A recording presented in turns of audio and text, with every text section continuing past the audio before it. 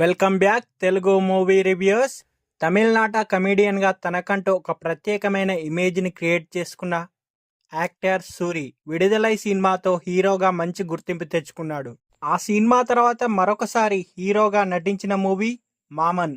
ఈ మూవీ మే నెలలో థియేటర్లో రిలీజ్ అయి ఇప్పుడు తెలుగు ఓటీటీ ప్లాట్ఫామ్లో G5లో ఈ ఆగస్ట్ 27th నుంచి తెలుగులో కూడా స్ట్రీమ్ అవుతుంది.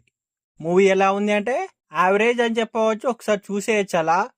మూవీ యొక్క స్టోరీ విషయానికి వస్తే ఈ మూవీ యొక్క స్టోరీ మొత్తం తిరుచిలో జరుగుతుంది. ఇన్బా అలియాస్ సూరి ఒక ఫ్యాక్టరీలో పనిచేస్తూ ఉంటాడు. అతనికి తన అక్క అండ్ వాళ్ళ అమ్మ, తన కుటుంబం, తన ప్రపంచం. గిరిజాకి వివాహమై 10 ఏళ్ళు అవుతున్నా కానీ పిల్లలు పుట్టకపోవడంతో అత్తపోరు అనేది ఎక్కువైతుంది.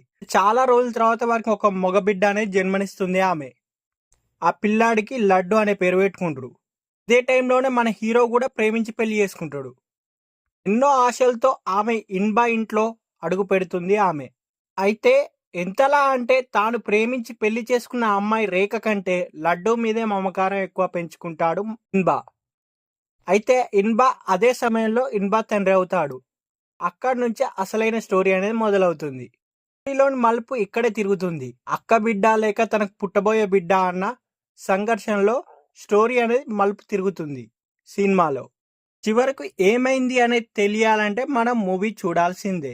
ముఖ్యంగా ఈ మూవీ యొక్క స్టోరీని అక్క తమ్ముడు, భార్యాభర్తలు, మేనమామ, మేనల్లుడు మధ్య ఎమోషన్స్, ప్రధానంగా డైరెక్టర్ మాత్రం ఈ కథను క్యారెక్టరైజేషన్స్ బట్టే రాసుకున్నాడు. ప్రతి ఒక్కరు మాత్రం ఈ 3 కోణాలను ఎప్పుడో ఒకసారి ఫేస్ చేయాల్సి వస్తుంది. ముఖ్యంగా భర్తగా, తమ్ముడిగా, మేనమామగా సంఘర్షణతో కూడిన పాత్రలో మాత్రం సూరి గారి నటన మాత్రం మెప్పిస్తుంది మనల్ని. ఈ మూవీలో ఒక సందేశాన్ని కూడా ఇచ్చాడు డైరెక్టర్. పెళ్లికి ముందు ఒక వ్యక్తిలో ఏ అంశాలైతే మనకు నచ్చుతాయో పెళ్లి తర్వాత అవే అంశాలు అసహనాన్ని కలిగిస్తాయి. అలకలు, ఆవేశాలు, ఆవేదనలకు కారణమవుతాయి. జీవితం అంటే అర్థం చేసుకొని సర్దుకపోవడమే, ఆవేశంతో తొందరపడడం కాదు అనే సందేశంతో కూడిన ఈ సినిమా.